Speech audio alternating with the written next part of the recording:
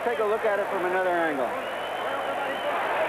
quick right hand that seemed to graze him, but was a pretty good punch nonetheless. I think what we saw there, remember we heard Emmanuel Stewart say earlier he's going to make his move. And from what I've said before, Benitez is starting to be more offensive because he's frustrated. And so suddenly, because of that, Benitez was in the range of Hearns. Benitez knows he must make a positive move to get to Hearns, and he's in Hearns' range now, where earlier he was not.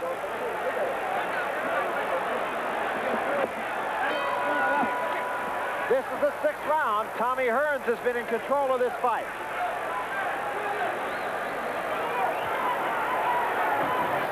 Benitez pacing up early here in the 6th round.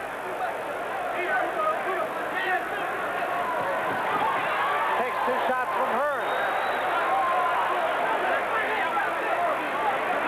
Benitez is somewhat reluctant to come inside on Tommy because Tommy is able to get off so many punches, whether it's left hook or right hand.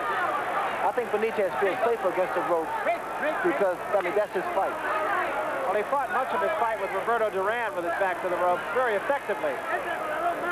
Here, Hearns is being very patient. Good shot by Hearns once more, and the legs once more on Benitez. Buckle under him a bit. Well, this is what Benitez has to do. He has to fight Tommy. I mean, he can't just stand back because Tommy's arms are so long. So Benitez has to fight, street fight him.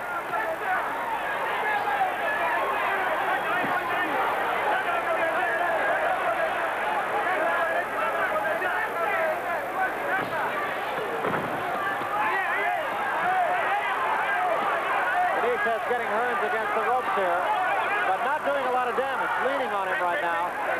And Octavio Meron. You notice that Tommy clenched, and people criticize Tommy for not clenching me. You learn every fight. That was a good shot.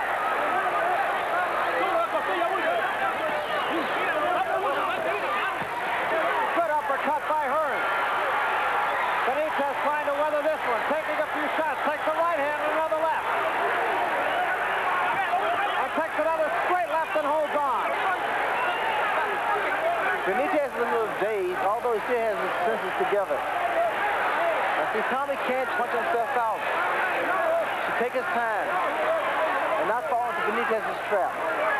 Benitez wants Tommy to keep punching, punch himself out. But now Benitez appears to me, Barry, a little tired himself. And he has not gone nowhere near the punches Tommy has thrown. This is the 6th round. Hearns has dictated the fight right from the opening bell. Again, the right hand that is set up seems to be setting up, and he threw it. Benitez, he just threw the right hand that I thought he was trying to set Tommy up for, the lead off right.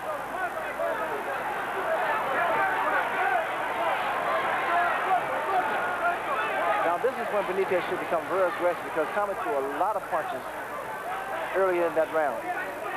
This round, rather. That was a right hand by Hearns and a right hand by Benitez off the right hand by Hearns. And there's a right hand that buckles Benitez. And Benitez is against the ropes and in trouble. Hearns after him at the bell. Mashing right hand.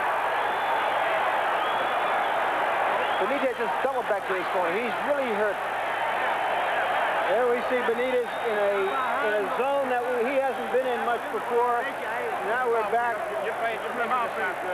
with Tommy Hearns. And the important thing, the crucial thing in this fight is that the offensive fighter is making the defensive fighter fight in a way he doesn't like to. Here we come. There it is, the punch that buckled Benitez earlier in the round before that final crunching right hand on the ropes. Let's take another look at it from another angle. You can see the leverage Tommy got from that right hand. Ray, he seems to have been able to measure Benitez and catch Benitez with more big punches than we usually see Benitez catching. And because of Tommy's reach and Tommy's speed, I think that's the factor there. The other thing, Ray, is he just seems to really be right on balance with his punches. I mean, everything. Tommy has learned a great deal. And experience is always a factor. And here, Benitez is trying to use his experience, but maybe Tommy's just too big, too fast, and just too much.